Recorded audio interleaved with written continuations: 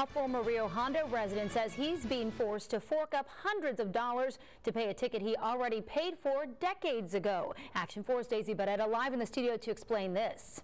That's right, Marcy. John Hancock tells us that this old speeding ticket popped out of the blue 24 years after he first paid it. He says the city of Rio Hondo must have made a mistake in their record keeping, and now he risks losing his driver's license. John Hancock has 60 days to pay the city of Rio Hondo $212 for a speeding ticket, or else he won't be able to renew his Texas driver's license.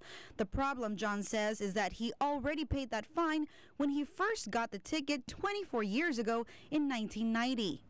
I received a notice in the mail from the DPS saying my driver's license would not be renewed unless I took care of this failure to appear. John called the city of Rio Hondo trying to clear up the situation, but he says they were less than willing to help work out the possible mistake. I did contact the municipal court and talk to the clerk, and the clerk informed me that the judge would call me. Instead, the clerk called me back and told me the judge said pay the fine. Multiple security and background checks, including one for a police academy, have never turned up a failure to appear citation on his record, according to John. And he adds it's a scofflaw that Rio Hondo is relying on to dig up old fines. The law allows municipalities to deny the renewal of vehicle registrations and licenses if there's an outstanding citation on a person's record. You know, I guess the next step is to put in writing to the municipal court in Rio Hondo, and the next step from there is maybe a complaint to Department of Public Safety, which I don't think will get me anywhere.